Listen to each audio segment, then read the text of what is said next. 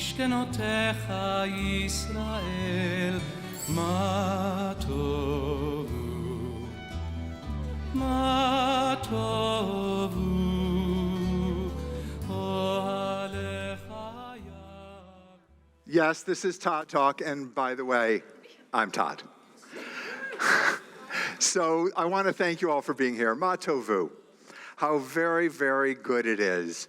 How good it is to be here together in person to share this very special moment.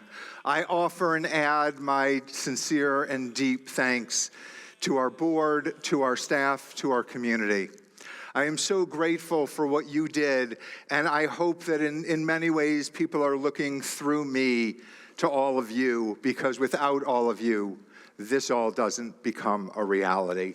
I want to thank our partners from THA, Jewish Philanthropies of Southern Arizona, Hillel Foundation, although I think she's here for two reasons tonight, but I thank them for being here with us tonight. It really means so much to me. And I got started without doing this, or we're going to get stuck. So at the JCC, we've created a brit. A brit is a sacred covenant, something that we take very seriously that guides our work. We create community based on Jewish values by providing the highest quality programs and services in a safe and secure environment for all people of all ages.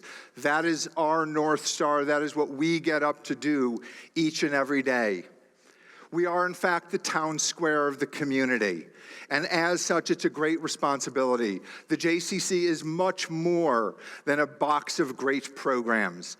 The JCC is the town square, and as the town square, we recognize that there is great beauty in that you can get to the town square from anywhere, and you can get anywhere from there. Therefore, partnership and collaboration have to sit at the heart of everything that we do. We do think everyone belongs, and some people join, and we are grateful to all for their participation. As has been said before the pandemic began, we said with great pride, the significant majority of our income was earned through membership and programs and participation, and we were trying to move our way to enhance self-sufficiency. And overnight, that all changed. And what also changed was the recognition of how important this institution was and is to our entire community, because people began to step up with generosity and philanthropy to keep this engine afloat. And as we talk about later tonight in our strategic plan, we leaned into philanthropy, and what we recognized once we were floating again was actually we were not what the government would call us a non-for-profit. We're actually for impact. And being for impact meant that our job is to make sure that we're impacting the community each and every day. And then when we impact the community, the donors want to invest in making that impact. Philanthropy is not about keeping us alive. Philanthropy is about keeping our community alive with the variety of programs and services that we offer. Before I talk about our strategic plan and some specifics, I want to share that JCCs across the continent are the biggest and broadest platform for Jewish engagement. We here are no different. And at the same time, we recognize and celebrate the importance of being engaged with our broader community equally. I want to share with you something you may not know, that when the pandemic hit, we developed a partnership with Pima Council on Aging. And we started providing meals through our kitchen to apartment complexes for seniors that are operated by Catholic Community Services. That tripod of PCOA, Catholic Community Services, and the J are now providing over 2,000 meals a day to those apartment complexes.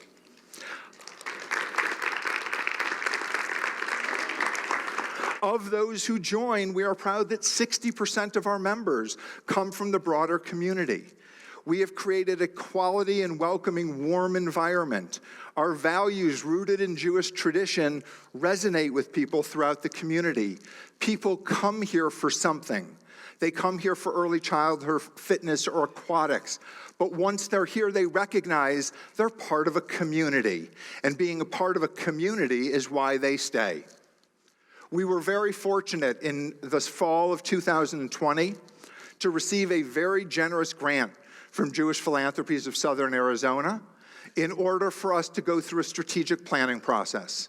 Through that strategic planning process, we used, as Sarah said, inputs from community data, our data. We talked to people, we listened to people, and the result of that was that the JCC seeks to become the top catalyst for engaging Tucson's Jewish community in exciting, innovative new ways that reflect changing preferences. We affirm our commitment to serve individuals of all ages and all abilities. At the same time, the JCC is going to give special attention to working with families with young children. In the spirit of meeting people where they're at, the JCC will be more active outside of our campus. We will create meaningful connections with a more diverse community members through partnerships, satellites, grassroots initiative, and yes, we will continue our virtual offerings. While becoming an even more treasured part of our community, the JCC will work diligently to solidify our financial future, and a bigger commitment to philanthropy will be activated.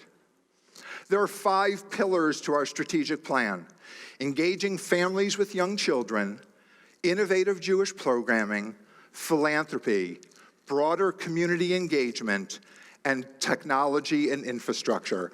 And as we've worked this plan, we have put together working with families with young children and innovative Jewish programming into our engagement strategy. We ask ourselves often, what kind of Jewish lives do people want to lead, and how can we make it possible for them to do that? That's our role. As a result of this work together, we will create greater Jewish community, have a more vibrant Jewish life, and do that by having intentional and measurable Jewish outcomes. Some of the ways this will occur is through the Weintraub Israel Center. The Weintraub Israel Center has been I should have opened this before, has been a long partnership between Jewish Philanthropies and the JCC. Sorry, I thought I could tough it out, but I couldn't.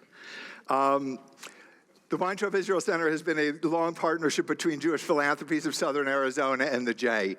And for over 20 years, it has animated the community with Israel programming. What we're most excited about is that partnership has landed the J as the senior partner coming up, and we will have a director of the Weintraub Israel Center here. And we recognize that the work around Israel has to be tied to the work around Jewish life, and we will explore these things together as a community. We have partnered with the Z3 project out of the Oshman Family JCC, and we have adopted their project's values as our values as we begin to work through this project. Unity and not uniformity. Engaging as equal partners, and diversity of voices. In addition, during the pandemic, we developed a lot of online programming. Some of those programs have continued on as a part of our regular offerings. Amplifying Voices is now an annual series of programming amplifying the voices of marginalized parts of our community. I'm very proud to share with you that J-Care, which is for a long time our after-school care program, has taken a step back, looking at community data and recognizing the need to enhance the curriculum around Jewish values and Jewish learning and family engagement. And we started that new process in the fall of 2021, and we have had rave reviews. Our Shabbat email to the families is not just information, it's actually activities. We are giving families things to do together as they leave and get ready for the weekend, and they celebrate the value that they've worked on that week and try to activate it. We had a gap in what we were doing for 6th, 7th, and 8th graders. And we've now created Club J, a welcoming space and activity upstairs where 6th, 7th, and 8th graders come here after school, and they don't wander around the building, they have a destination. They have an ownership of a space and a place that is theirs. And they are not just hanging out, although for sure they're doing that. They are also learning and building community and adding value to each other. Last Friday, our community Shabbat email was written by one of those students in that program. In addition, BBYO continues to thrive. BBYO is a growing, vibrant program here at the J. We're very fortunate for the BBYO leadership that is here on our board. They're not just leaders in their own youth group, they're also leaders in this organization and by extension in the community. And we thank them for giving us their time, which is so, so valuable. Ma tovu, how very, very good that it is.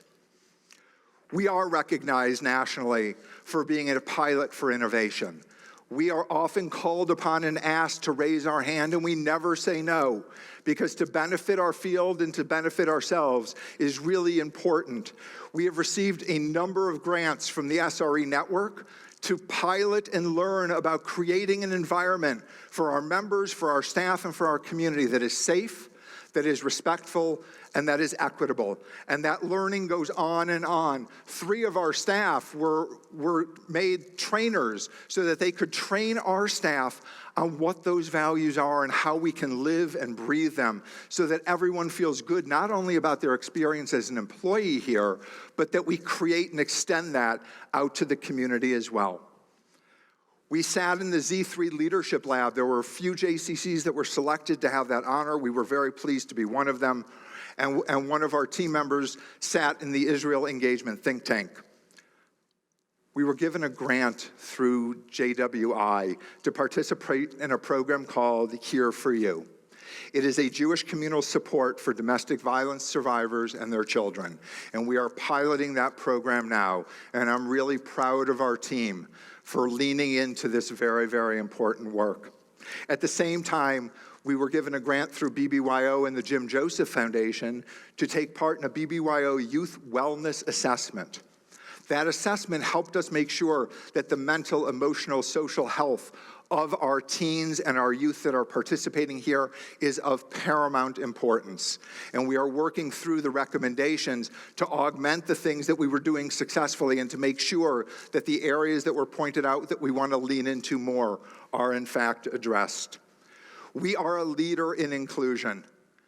We helped set the continental agenda around finding more and more opportunities to include people with disabilities into all of our programs and in programs continentally across the United States and Canada.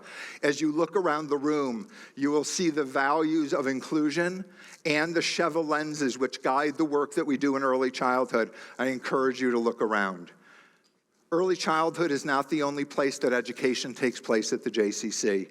We have a culture of learning. We have a culture of learning for our community that we offer from early childhood all the way to older adults. And we're very proud that we can now begin to animate more and more of that activity as we come back to something that we missed. I want to pause and say we had no intention of going backwards. It was all about going forwards. We did not want to get where we were in March of 2020. We wanted to be ready and looking at March of 2025 and beyond. So that is what we are doing. As a learning community, we have to look at ourselves. We participate annually every year since 2007 in a benchmarking study from JCC Association. That study looks at our participants and our users, our staff, and our board, and we get valuable information that we disseminate in full to our board at board meetings, to our staff, and we use it to benefit the community. We are not perfect, and nobody is, so we have to be willing to hold a mirror to ourselves so that we can continue to look to improve. In addition, we have a program now called JED. It's a professional development opportunity for our entire staff, where learning takes place across the organization. The more we learn, the better we are, the bigger the impact. And right now we're taking part again in the Leading Edge study, which is a study conducted to see if Jewish workplaces are of excellence. The survey piece closes at the end of this month. We are looking forward and geared up for June when we share with the board and the staff the results and we begin to lean in to grow and get better. That is how that happens, through transparency and hard work. I am so proud that we have completed the integration with Arts for All in April of 2022. We are so honored to have this legacy organization, now a department here at the JCC. It has only added so much value to the things that we do, and to learn and work and have more professionals and participants here that are part of this community just achieves our goal so much more deeply.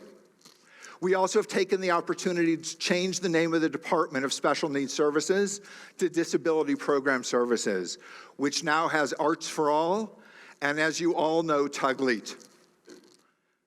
The inclusion lenses are around the room. I want to share them with you. I hope you'll take a moment to look at them before you leave. We are going back to the JCC Maccabi Games. This year, we have a delegation that exceeded our original allotment, and we needed to go and find more spaces so that we could accommodate all the teens that want to go. And if that's not enough, through our work on inclusion, this will be the first summer where there are JCC Maccabi Access Games, where teens with disabilities are going to be able to compete and socialize alongside their neurotypical friends. That will take place in San Diego at the end of this summer. Matovu, how very, very good that it is. There was a long-held assumption about the need to stay in our own lane and look for parallel success. It's not enough. We need intersectional and interdependent success. Working together, you do not give up power, you gain strength. Ma Tovu, how much better it can still be. Thank you all very much.